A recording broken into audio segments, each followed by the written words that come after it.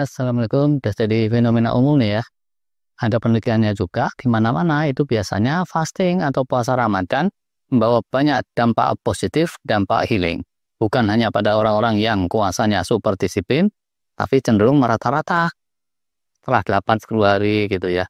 Lingkar perut itu melangsing, yang biasa kumat-kumatan mah itu jadi aman-aman aja. Terus saja sampai akhir Ramadan, itu ada lagi sejumlah dampak positif yang cukup kasat mata dan bisa dirasa-rasain. Tapi, lah ini, nggak lama setelah Lebaran, sebulan atau lebih dikit, wassalam, dampak positif itu balik ambiar lagi. Dan ternyata untuk bertahan 2 bulan aja itu susah. Nah, ini penasaran nggak sih? Gimana nih supaya hal seperti itu tidak terjadi? Gimana caranya supaya dampak healing itu bertahan lebih lama? Yuk kita obrolin. Ada 3 prinsip nih menurut versi kami yang mesti kita ingat-ingat. Kunci pertama nih, mantapkan momentum sehatnya. Dapetin itu buah dari puasa Ramadannya. Terus kalau udah dapat, dioptimalkan sebagai modal awal pasca Lebaran.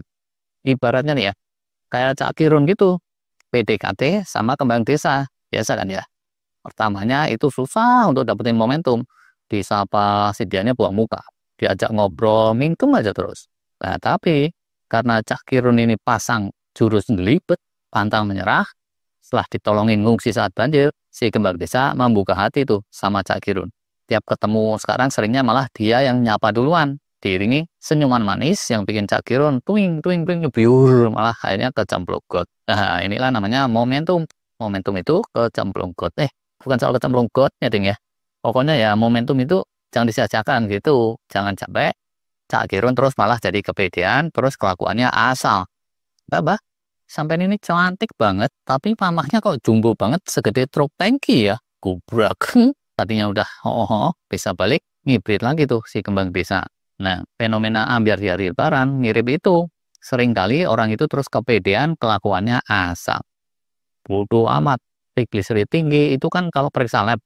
Mumpung ada opor manyus nih. Tupatnya nambah 2 piring lagi yuk. Astagfirullah. Udah bagus-bagus dapat momentum Ramadan, udah banyak dapat kebaikan-kebaikan, kalau tersia-siakan, sayang nggak sih? Nah, detailnya gimana? Ini silakan diformulasikan sendiri. Tapi intinya di sini, secara mental, secara psikis, secara spiritnya, itu mesti dikencengin niatnya dulu, tekadnya, untuk mengoptimalkan momentum sehat. Dapetin momentum sehat itu susah loh. Begitu dapat, masa sih mau dibuang-buang? Nah, itu pertamanya. Kunci nomor 2, yang kemarin kita bahas itu, jangan melangkah secara nanggung. Jangan melangkah setengah-setengah. Dan berharap bisa berhenti di tengah jalan, setengah jalan. Karena realitanya itu tuh muskil, sulit, cenderung terus bablas. Ambil kue lebaran gitu ya. Biasanya 1 kalori habis dalam 3 hari, sekarang coba diatur 3 hari itu setengah kalori kok. Nah, makan ketupat opor, di hari H biasanya habis 4 piring, sekarang coba piringnya diperkecil.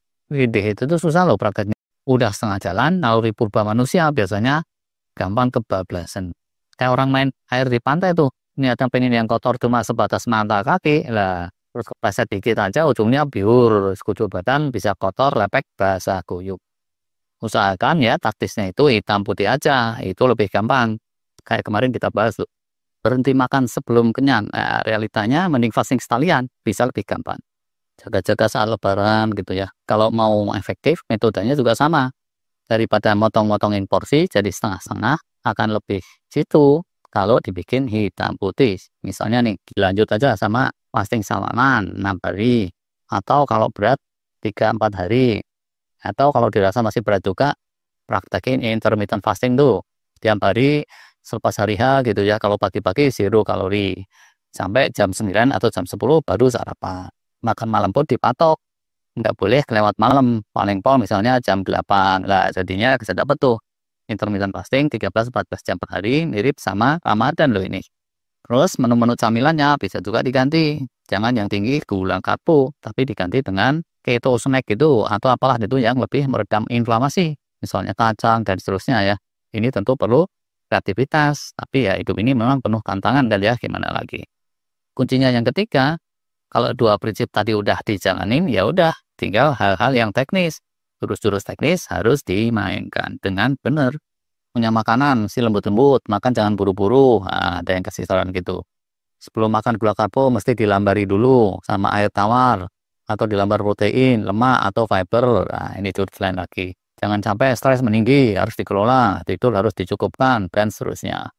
Jangan sampai metabolisme jadi lemot, jurus-jurus antimatter mesti terus diingat-ingat, dijalankan, dan lain-lain.